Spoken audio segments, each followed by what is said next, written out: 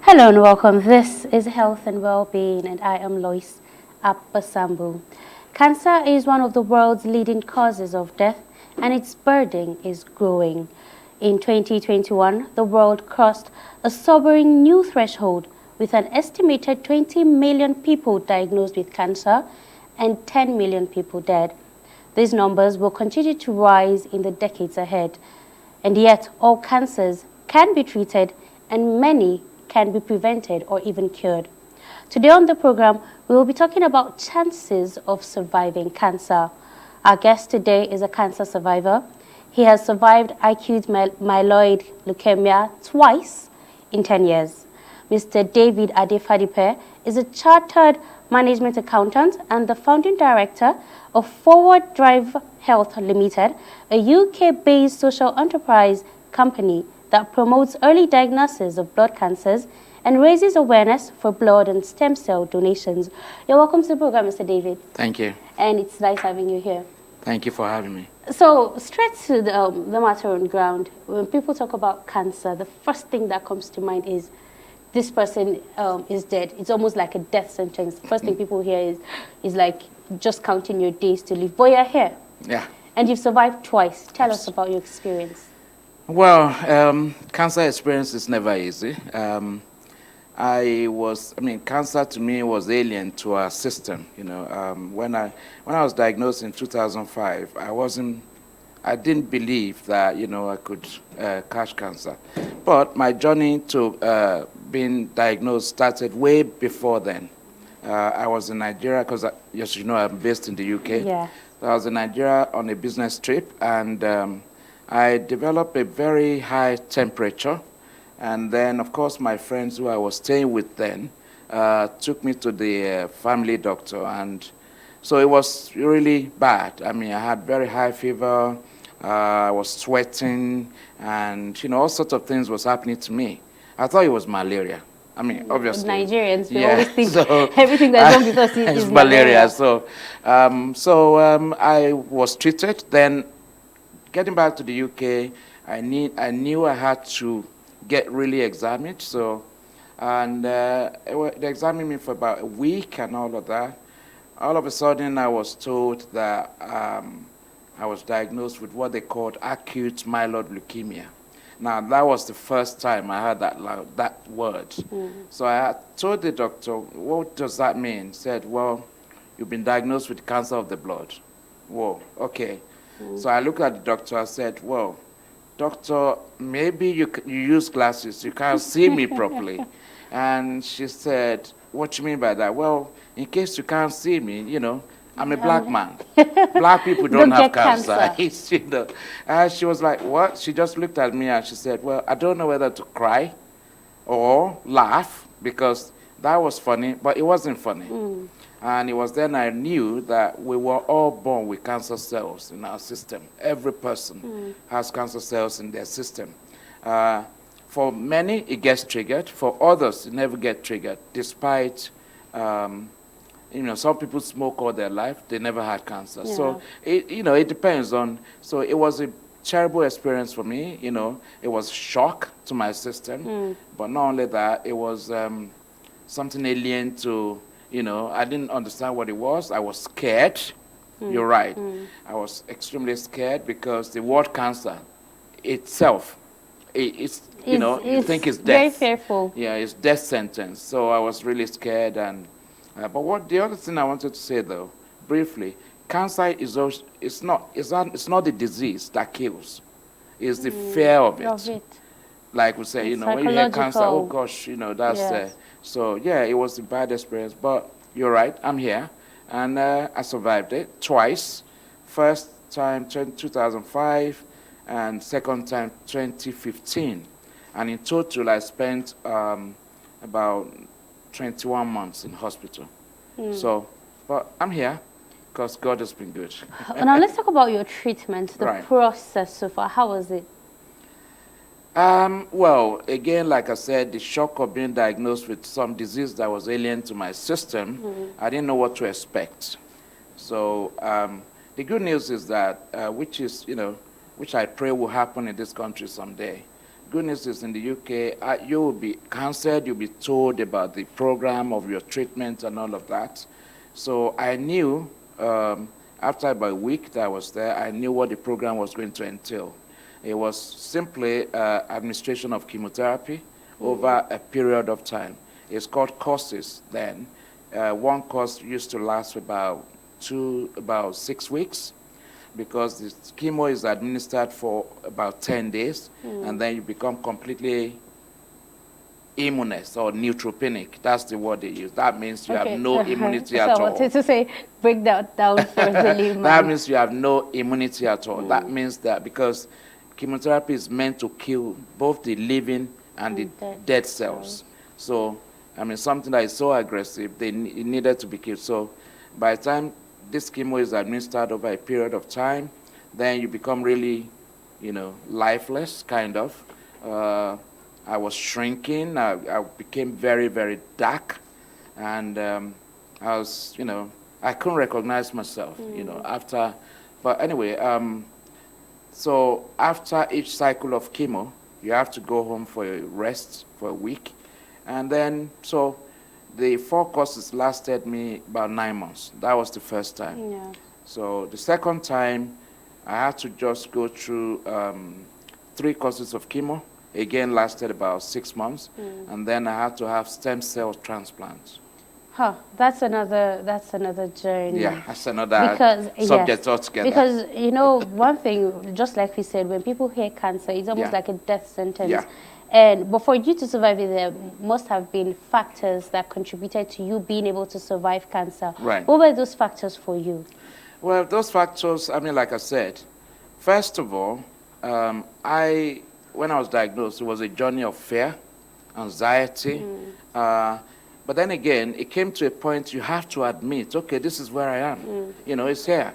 Whether there's about, and then, of course, by the time the programs of my treatment was laid out, it made it easier to accept that, okay, this is where I am. But apart from that also, my faith helped me, because I had to believe that, okay, this is not unto death.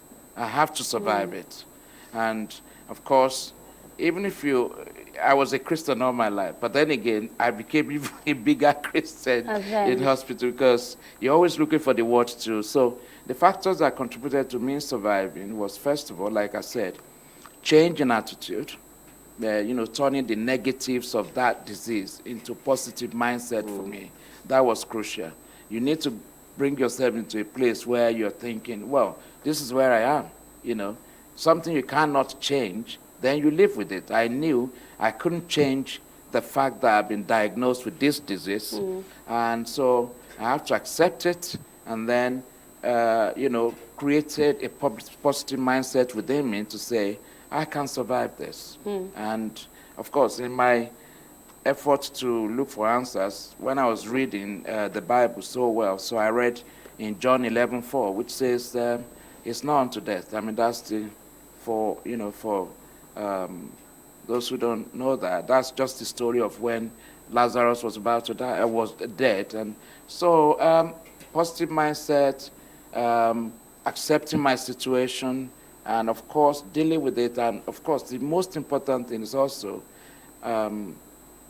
respecting or accepting the drugs that you were given. Yeah. Even though as bitter, as terrible as they were, I had no choice. I was taking like a dose of different types of 23 drugs a day. 23? Yeah, different types of drugs. Something to control your immunity, something to keep you away from being infected, something to release the pain, because leukemia is, the pain comes from all over the place. Yeah. It comes from your bones, so you don't even know where that was coming from. So at a point, it happened. At a point, I said, honestly, do you know what? Just take me away. This pain is too much. Just let me just go. So you get into situations where even during treatment, you're really not sure, despite the fact that you're trying to build your positive mindset. You're not sure. But I think I kept at it. I kept believing that I would survive it, and here I am. Now, when we talk about leukemia, so some people would just think that when they say you have cancer of the blood, it's cancer of the blood, it's just one. And it's strange for some people hearing that there are different types of cancer of the blood. Tell us more about acute myeloid leukemia. Acute myeloid leukemia is cancer of the blood flowing through the bone marrow system. And according to medical experts, they say that it's the most aggressive, the least understood form of cancer. It does not respond to treatment like other cancers do. Yeah. And by the way, that I also learned, I was joking with a friend of mine yesterday. He said, "You seem to know more about all this disease." I said, "Well, you have no choice. I'm an accountant, yes, but I'm not." When you live with it, you know. When you live with it, you learn more about it. I learned that there are actually 200 different types of cancers. Mouth, ear, nose, and all of that. Blood, head, all sorts of cancers all over the place.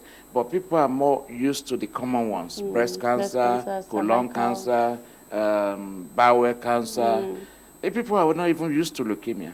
But I think, because they said it's the most aggressive, that creates fear in itself. People. And I can understand why, because I've gone through it.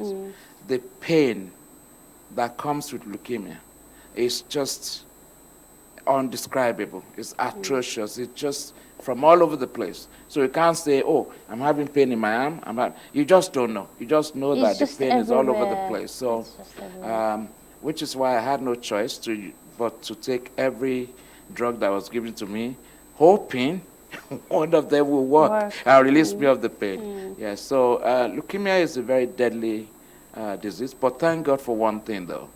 Treatment has advanced over the years. Research has revealed even different types of treatment. Now in the UK, for example, people don't have to stay in hospital for as long as I did.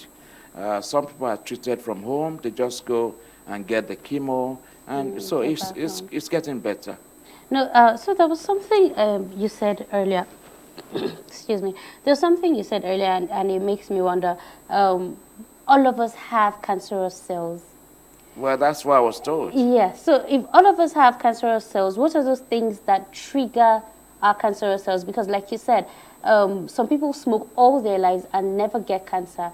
And some people are so clean, but they end up getting cancer. So it's so confusing. What are those things that trigger the cancerous cells in our bodies? Yeah, I was in that position in 2005 because even though I didn't smoke, I drink minimally, socially, actually. I drank socially, and I was never a beer person, like, maybe a glass of red wine here and there. Yeah. But when I was diagnosed, I asked the doctor, how could I possibly be diagnosed with this? I mean, I think I've lived a relatively healthy, clean life, so to say. And she said, well, your diagnosis was as a result of prolonged, and I want you to underline this, prolonged period of stress and anxiety. Oh. And when she said that, I knew she was right. The reason being, prior to that, for years, pressures of life, pressures of work, pressures, trying to be this, I want to have this house, I want to do that. We go through life every day without actually knowing we're stressing ourselves. We go through life trying to be professionals, and I was in a high octane kind of professional environment, where I was a group management accountant for the whole of National Clinical Excellence in the United Kingdom, and that was a whole lot of responsibility. Yeah. And I realized she was right. Plus, prior to that, I was into business. I came to do some business in Nigeria, and I lost a lot of money. I didn't know it affected, but back then you're talking of 750,000 naira, which today is nothing. But back then, it was a lot of money. So to lose that, and then to go back empty-handed, I realized it was right. So, simply put, sometimes we need to look after ourselves. We need to do health check very regularly because we might not think we're stressing, but we are actually stressing. yes. Some people smoke all their life. They don't get cancer. It depends. People that smoke, they normally get lung cancer. Yes. Yeah. But leukemia is nothing to do with whether you smoke, but it has to do with what you eat, though, and what you put into your body. So. Okay. So talking about what to do. So for people that, so many people would want to say that, okay, because I don't, I smoke, or there are people that have smoked for all their lives and they haven't triggered the cancerous cells in their bodies. What would be your word out for them? My word out for them is serious, to be honest. I mean, there's this saying about garbage in, garbage out. Yes. So smoking is bad. Let's just put it that way. It's bad for your health. Sometimes, and even now, when I came to Nigeria and I saw when some of my friends are smoking, I look at the packet. Have you seen the picture? And yes, I have seen it. You see lungs that are so strong. You see those people pictures? Still smoke. I think that was enough to scare anybody from actually smoking. And then my friend would say, "Oh, don't worry about it, just picture." But no. Having said that, there has been several messages in these cigarette packets. They will tell you smoking can shorten your life. So if you ask me, what should I tell smoking? But I can't tell them to stop. I mean, it's a personal choice. But if I can say, I'll say to them, do you know what? It's important to maintain your health. It's important to, just because you haven't got cancer, it's not just cancer that, being stressed or anxiety or this kind of thing causes, A lot of people die of COVID, not because it's the COVID that kills them.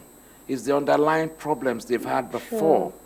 Diabetes, high blood pressure, and that kind of thing. So COVID kills faster with those kind of conditions. So it's important to just cultivate a culture of healthy lifestyle. That's what I would say. And by that, I'm even trying to do that myself.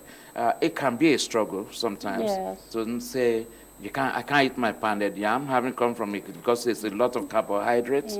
But you can eat your pounded yam. Only eat it in, moderation. In moderation. Now, I'm going to hold your thought there because we'll go on a break right now. When we come back, I'd like us to talk about various lifestyles that people could adopt that could serve as preventative measures against triggering our cancerous cells.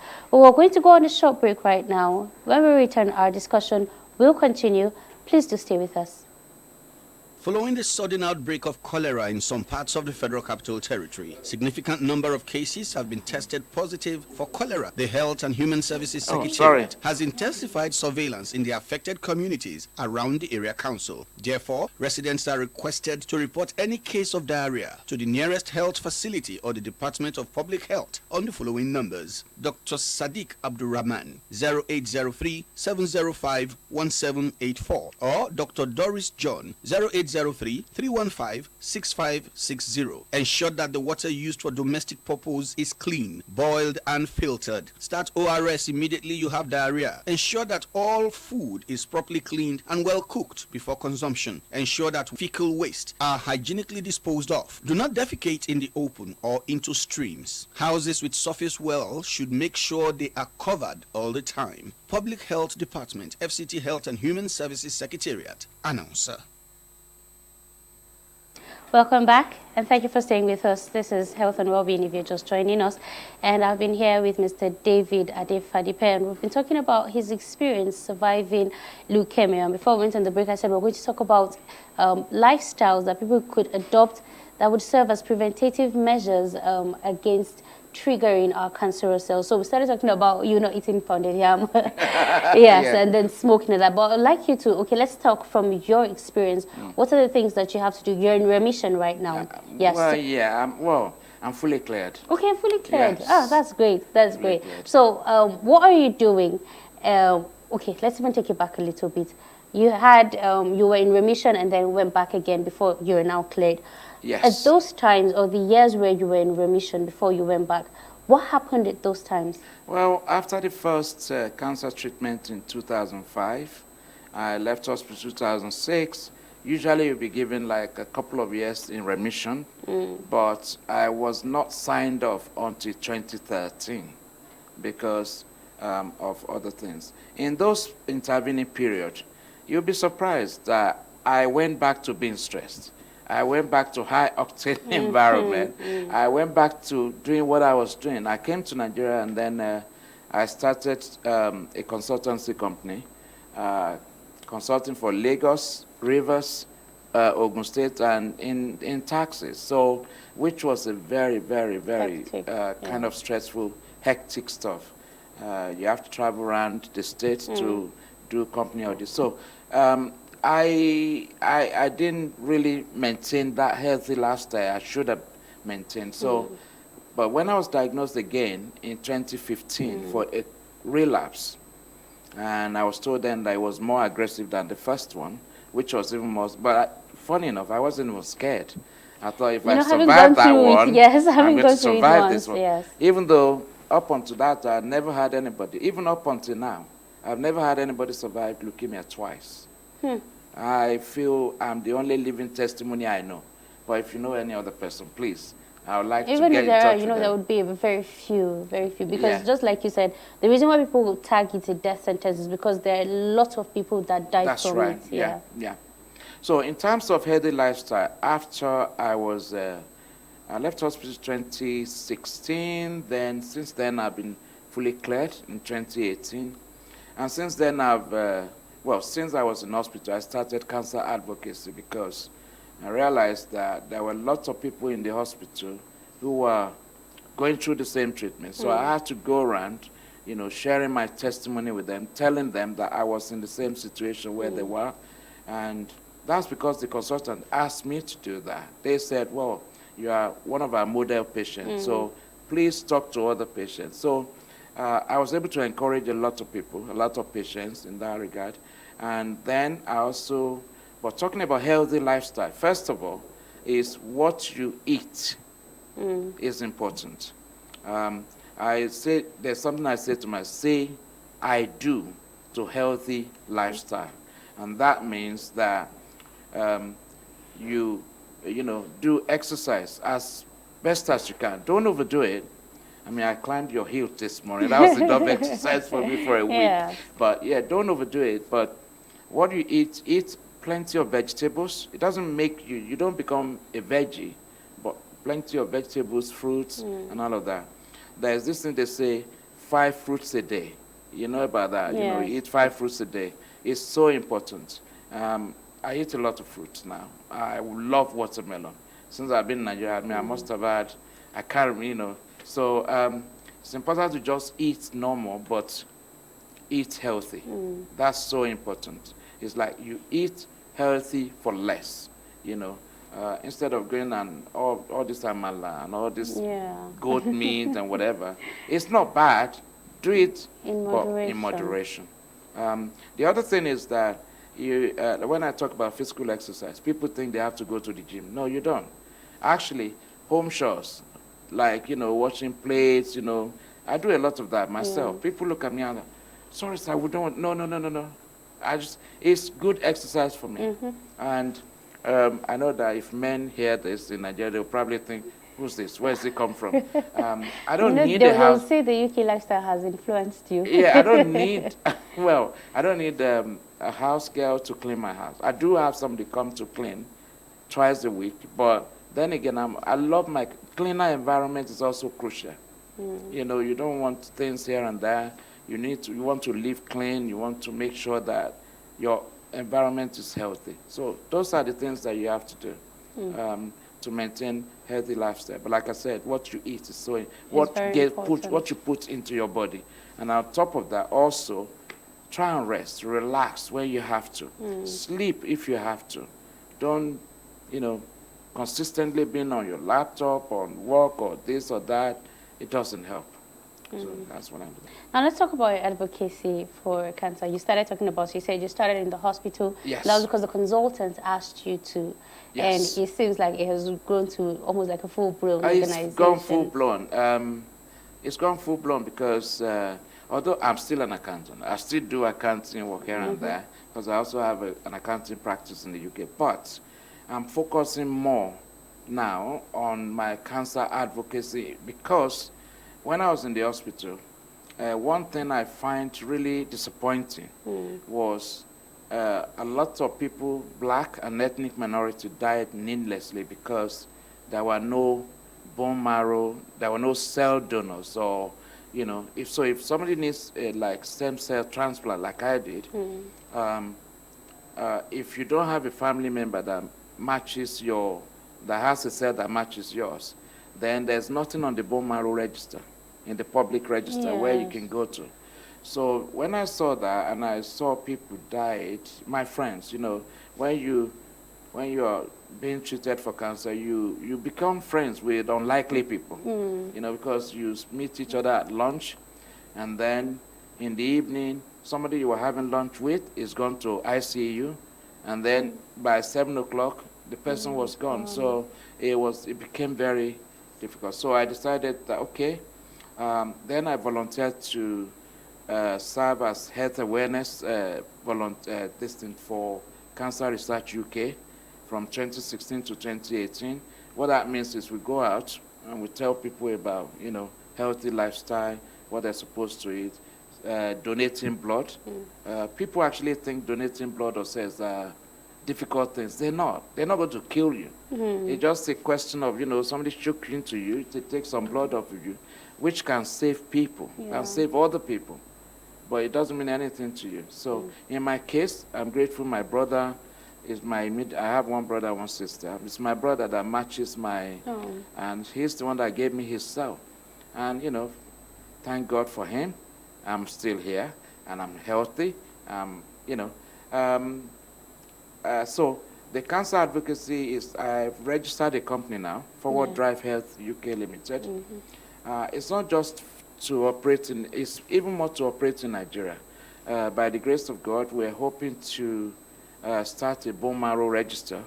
In Nigeria? Yes, whereby people would register as donors, just in case. And then as time goes on, I'm also talking to some health organizations there and some consultants from the UK. We're hoping to have a bone marrow bank where people would donate their cells or their blood, and then it will be there in the bank, and it becomes a public kind of thing where if somebody needs something, the doctors can assess that and look whether they can see a match on that kind of thing. So, and it's something that I'm passionate about because I think that I could, use that.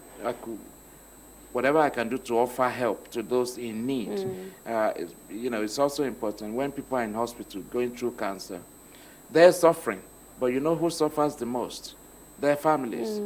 Because the cancer patient is having the doctors, the families, everybody, looking after him. But who looks after the family as well? So part of our advocacy is also to support those families in terms of, providing advice, providing help, and even helping to raise funds for cancer care and research in Nigeria. That's a great work you're doing, most especially because, the healthcare system in Nigeria is not like it is in the UK. So maybe treating cancer would have been a lot easier and a lot cheaper for you in the UK than in Nigeria. I agree. Yeah, so it's amazing what you're doing. Now, I'd like us to talk about your book. Okay.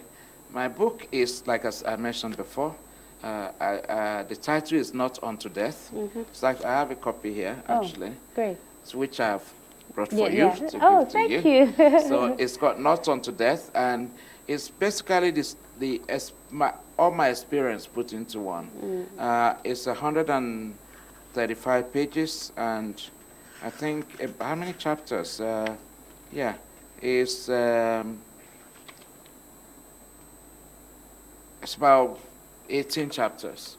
And it's written in bold. It's so that people can enjoy to read it. And the good news is that this book provides advice, provides information. It takes the reader through my own experience. And this has really blessed a lot of people. It's actually fast selling in the UK, especially. People are buying and giving it to people who are having who are going through the treatment. And then, of course, organizations are also buying it just so they can donate, like cancer organizations. Yes. Anthony Nolan Trust, they bought some. So yeah, it just talks about, I call it a true life story. That's because true. it's absolutely, everything in Yes. it is absolutely true. Now, it takes people, there's no pretenses in this book. I explain when I was upset with God. I explained when I was having it good in treatment, when I was having it bad, and of course there's some pictures there which just brings home the reality of cancer, which is why it's so important. It's a book I'm proud of. It's been accepted in all sorts of places, and it's available online in so many different bookshops. It's available on www.amazon.co.uk, and it's also available on my website, davidadefadipe.com.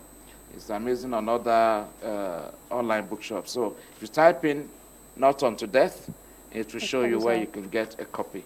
And the copies, you don't have to buy the book. A booklet like this, you can just buy the one you load on your phone, the Kindle version, which is easier to read. I've got one on my phone, so even though I wrote it, sometimes when I read it, I actually feel the emotions come back.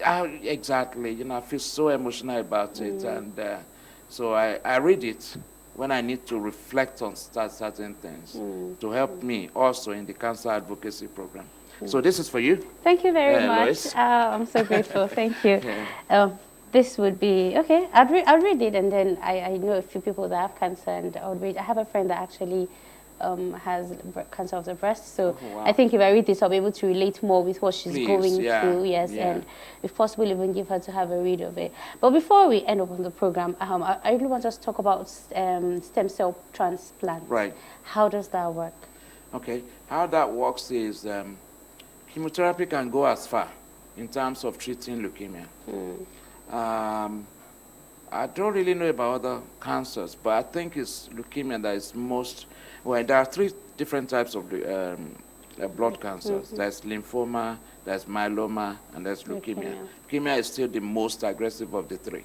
So it comes to a situation where after chemotherapy administration has been completed, then they do what they call bone marrow biopsy. And that is a painful kind of, I'll explain that. I know you're looking at me. What that when means you say pain, I'm already envisaging how painful it was for you. Yeah, what that means is that they lie you down, and then at the bottom of my back, they put a heavy needle there to drill down and then cut a little bit of your bone marrow. So, it was, like you said, all these things, they're easier. Well, they're not easier, actually, even in the Western environment, because it's painful, even though they will numb the place, but you will feel it thereafter. So that's after the treatment. Then they will now do that to assess whether your bone marrow is strong enough or whether you need new cells into the system. So I was found to need new cells, and then so in that, in fact, it's beginning of your treatment, they would have told you you might need stem cell transplant. So you have to have your families, your people who are close to you, get tested to see which one actually matches. So the process is that once they find the match, the person will now have to be in the hospital, not like you are, but will come to the hospital. They will prepare that person by giving them drugs that will actually enhance the quality of the cells within them. And then after about a week or two, then the person tied to the machine, and then they will put all sorts of stuff in their body. They will, one of these pumps is pumping the cells out, pumping it to this side, going into the machine, processing it, and returning the blood back into their body. So that lasts for about 6 hours, 7 hours. Oh, so the donor also goes through some kind of pain. Oh, yeah. The donor goes through, well, it's not pain. The donor goes through that process, but they make sure that the donor is actually comfortable. Nothing painful. It doesn't take anything from you. All that it does, they drain some blood from you. You know these cells we're talking about in the blood. Yes. So they drain those blood, and then they process it through the machine, remove the cells, and they return the blood back to you. So nothing is taken from you except those cells. And once they have the required quantity that they need, then that person, and the good news is they also monitor that donor over a period of months to make sure that the person is that healthy the person is okay. There's no problem. And of course, then when that is done, and then it's my turn to collect those cells. And then they tie me into that machine and put all this thing, and then of course, they send you to sleep. Yes. And then send me to sleep for 2 hours, and then it fills the cells into my system.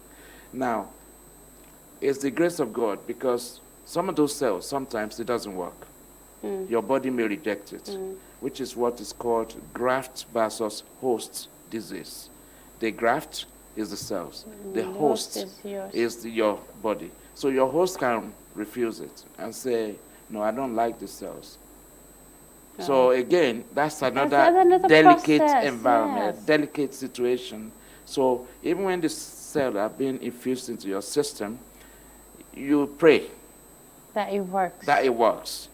Whoa, whoa. So, and then other people actually have their own cells. They will take their blood, refine the cells, and put it back in them. But the only difficulty there is they'll say, this can only last you for 3 years. After 3 years, you'll probably be gone. So some people don't mind. They say, okay, just give me 3 years and all that. But glory be to God, mine worked. So, and I'm well, I'm healthy. My brother is healthy. We've moved on with life, and yeah. Truly, just like you said, it wasn't unto death, because what are the odds, what are the chances that you would survive once, survive twice, have stem cell transplants and still survive it? You are truly, truly a survivor. Thank you. It's really a great opportunity hearing you tell your story, and it will really help to encourage people that are going through this to understand that it truly may not be unto death. It's not unto death. Yes, and there is only unto death if you let it be. If you do the right things, if you listen to your doctor, again, we're very religious in Nigeria. Very, very. People say, oh no, I'll talk to my pastor. Yeah, talk to your pastor. But guess what? It's important. Get checked out. That's why we have doctors. That's what they're trained for. They'll tell you what your chances are. Then you can pray on those chances. But don't just say, oh, I'll go to church. Oh, I don't want to. No, I don't like needle. I don't like this. I don't. If you don't like that, I'm not saying you won't survive if you go to church. You probably will, but there's also a chance you might not, because you need to be medically attended to. And then that, which is what I did. That book is not. It's also about my faith, in surviving. It's full of positive affirmations there, where I believe God saved me in so many ways. Because even during treatment, you could still die through human error. When nurses can just put you on that thing, and then they forget you there, and they go away. And there's all these things are timed. There has to have a time where something has to be disconnected. So, yeah, it's just, it's not unto death. As far as I'm concerned, it's never unto death.